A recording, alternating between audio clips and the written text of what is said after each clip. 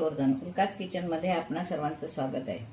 अजूनही गरमा आपल्याकडे भरपूर होतोय, तर त्यासाठी आपण थंड असं ज्वारीचं पीठ घेऊन काकडी घालून त्याचं धिरडं करणार आहोत. काकडीचं धिरडं, काकडी आणि ज्वारी दोन्ही थंड असल्यामुळे आपण असं छानपैकी धिरडं करणार आहोत. त्याच्यासाठी प्रथम मी काय करते तर हे 2 भाकरीचं साधारणपणे मी पीठ घेतलंय ज्वारीचं. त्यामध्ये मीठ घालणार आहे,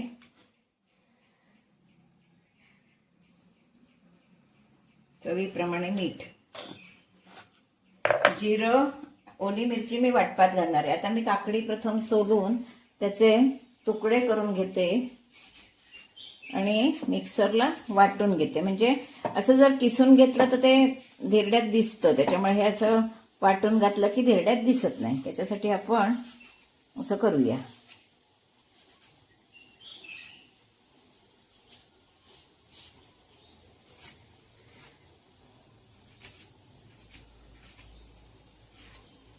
काकडी ही थंड असते, त्याच दृष्टीनं पण खास उन्हाळ्यासाठी म्हणून ही डिश करूया.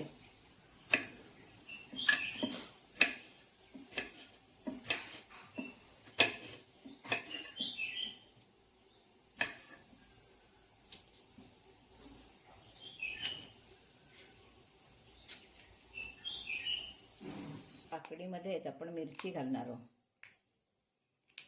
1 मिरची घातली आहे. चवीसाठी थोडासा हिंग आणि पचनाला चवीसाठी थोडासा हिंग, म्हणजे वास छान येतो म्हणून. आणि आता आपण याच्यात जिरं टाकणार आहोत.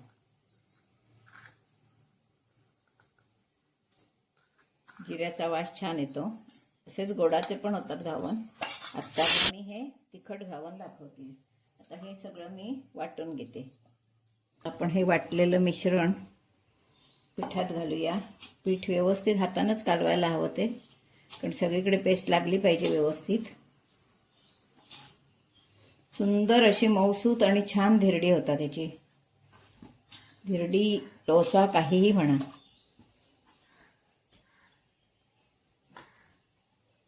तर पाणी घालायचं.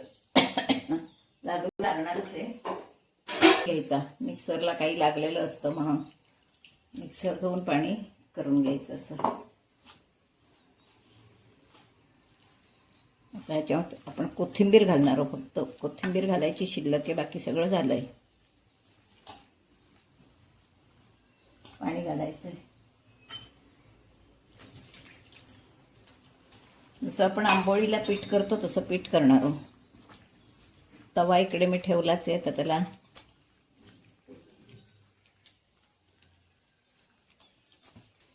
बिडाचा तवा ठेवलाय, त्याच्यामुळे तो तापायला जरा वेळ लागतो.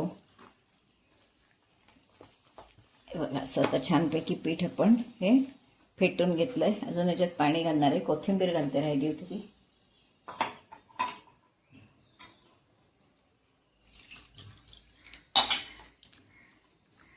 किती छान दिसेल बघा घावन.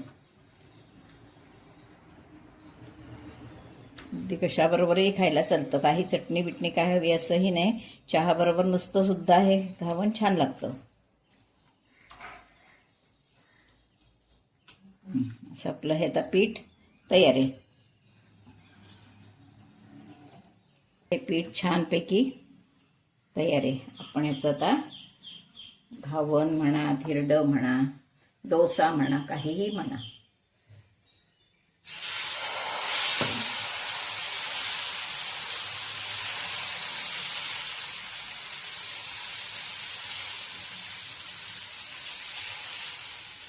पहिलं मी फार मोठं घालत नाहीये.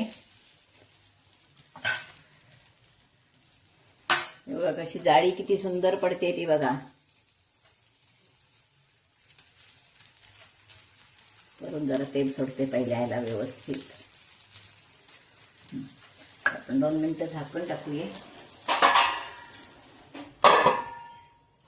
हा हा, छान दिसतंय ना. किती सुंदर धिरडं आपलं होतं ते बघा.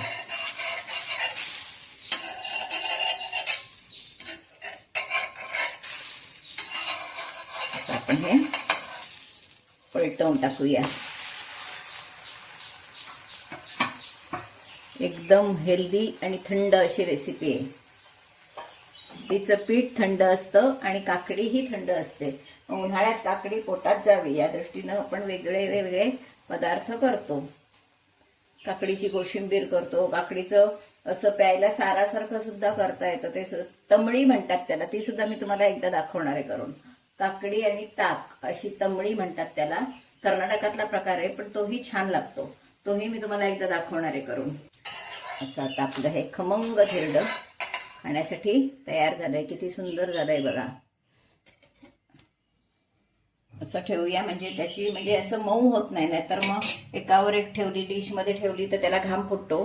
त्याच्यामुळे आपण असं ठेवायचं, जाळीवर ठेवलं की छान राहतं. डब्यात द्यायचं असलं मुलांना तरी सुद्धा हा डब्याला सुद्धा ऑप्शन चांगला आहे.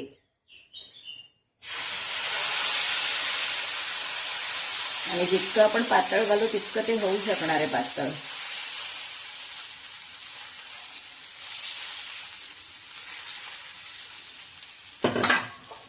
झाकण टाकते. किती सुंदर होतंय बघा, झटकन होणारं.